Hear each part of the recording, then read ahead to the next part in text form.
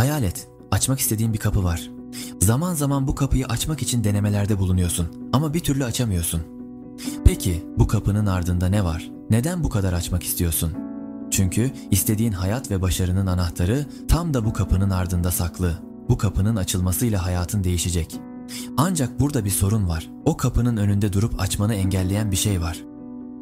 Bu videoyu izlemeyi tercih ettiğine göre hayatının tam şu anki noktasında bir şeyler başarmak, bir şeyleri değiştirmek, finansal özgürlüğe ulaşmak, alışkanlık edinmek ya da potansiyelini en üst düzeye çıkarmak gibi hayatını daha tatmin edici yaşamanı sağlayacak herhangi bir hedefine ulaşmak için büyük bir istek duyuyorsun. Şimdi tamamen buraya odaklanırsan sana garanti ediyorum ki bu videodan alacağın bilgiler senin için hemen çalışmaya başlayacak ve başta bahsettiğim o kapıyı açmanı sağlayacak. Hayatın her alanında başarılı kişilerin hayatlarına baktığında bu insanlar başarılı olmak için farklı olarak neler yapıyor? Başarılı insanlarla başarısız olanlar arasında bir fark olmalı değil mi? Bu farkın zekadan, özel bir yetenekten veya kabiliyetten kaynaklı olduğunu düşünüyor olabilirsin. Sana ilginç ve iddialı gelecek ama tüm tecrübe ve yaşanmışlıklarıma dayanarak şunu söylüyorum. Fark bunlar değil. Fark nedir peki? Anlattığım kapıyı hatırla. Bu kapıyı açmanı engelleyen senin düşmanın. Başarılı olanlar bir düşman ile çok iyi mücadele ediyor ve vazgeçmiyor. Az başarılı ya da başarısız olanlar ise bu düşmana hemen boyun eğip yeniliyor. Peki bu düşman nedir veya kimdir? Seni durduran, başarılı olmanı engelleyen, hedeflerine ve istediğin hayata ulaşmana mani olan bu şey nedir? Sana kim ya da ne engel oluyor? Aklına hemen dış faktörler gelmiş olabilir. Annen, baban, eşin gibi aile bireyleri değil, çevren değil, imkansızlıklar değil, koşullar ya da parasızlık değil, hiçbiri değil. Bu şey zihninde oluşan düşüncelerden geliyor. Yani insan kendi sınırlarını ve engellerini kendisi yaratıyor. Seni engelleyen, hayatını değiştirmekten ve başarıya ulaşmaktan alıkoyan asıl faktör dışsal değil, içsel bir engel. Evet, belki de daha önce defalarca başkalarını suçladın, koşulları suçladın, kendini bu dış faktörlerin esiri olarak gördün. Ama gerçekte senin kendi zihninde oluşturduğun sınırlar ve bu sınırlara olan inancın seni durduran tek şey. Bu engeller belki de uzun zamandır seni koruduğunu düşündüğün bir konfor alanında tutuyor. O kapıyı açmak için konfor alanından çıkmalı ve zihnindeki sınırları aşmalısın. Bu kolay bir yolculuk değil. Çünkü konfor alanı seni güvende hissettiren bir alandır. Alıştığın, bildiğin ve tahmin edebildiğin her şeyin yer aldığı bir bölgedir. Ama bir o kadar da sınırlayıcıdır. Burada asla gerçek anlamda büyüyemezsin, gelişemezsin. Çünkü bu alan risklerden, belirsizliklerden ve zorluklardan arınmıştır. Ancak bu da demektir ki fırsatları, yeni becerileri ve potansiyel başarıları da dışarıda bırakıyorsun. Beynimizde trilyonlarca nöron ve bu nöronlar arasındaki iletişimi sağlayan trilyonlarca sinaptik bağlantı var.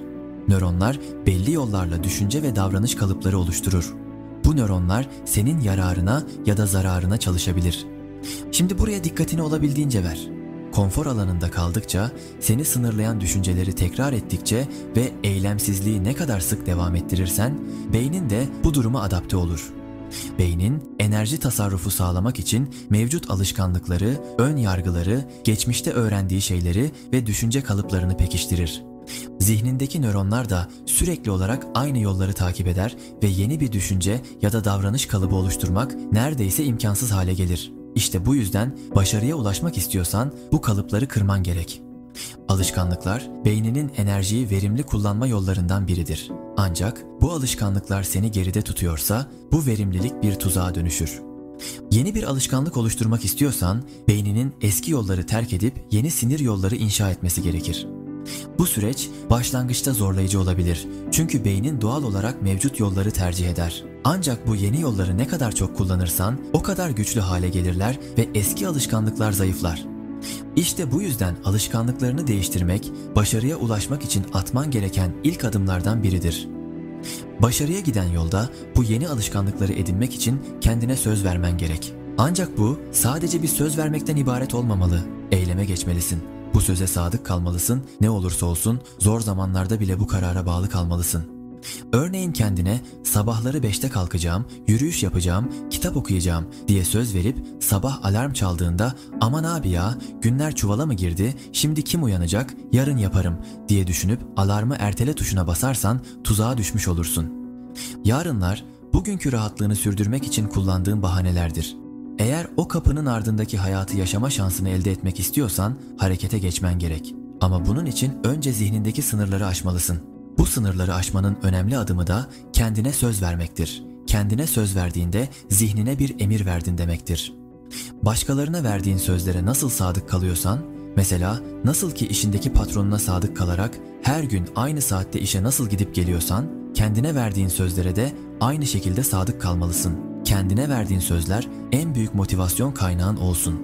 Eğer bir konuda karar aldıysan bu kararı uygulamak için ne gerekiyorsa yap. Kendine sürekli olarak hatırlat. Başarının yolu bugün attığın adımlardan geçer, ertelemekten değil. Şimdiye kadar zihnini sürekli olarak olumsuz düşüncelerle ve sana yararı olmayan alışkanlıklarla doldurduysan, beynin bu yollarda gitmeye devam etmek isteyecektir. Zihninde olumsuz bir düşünce belirdiğinde, bu noktada zihnini yeniden programlamak için birkaç etkili yöntem kullanabilirsin.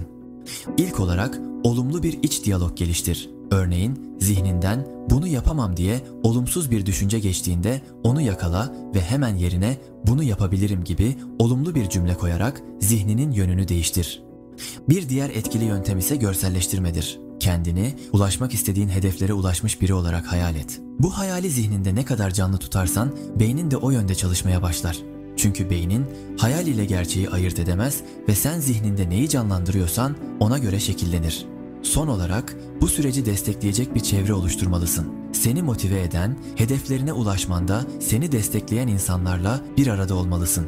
Olumsuz ve seni geride tutan insanlardan uzak durmalısın. Ve unutma, başarı tek seferde elde edilen bir şey değil, süreklilik isteyen bir süreçtir.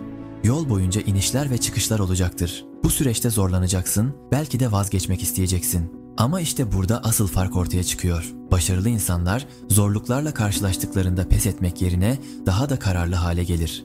Başarısız insanlar ise ilk engelde geri adım atar. Bu süreci bir maraton olarak düşün. Önemli olan hız değil, sürekliliktir. Kısa vadede büyük değişimler beklemek yerine uzun vadede kalıcı değişiklikler hedefle. Kendine karşı sabırlı olman gerektiğini de unutma.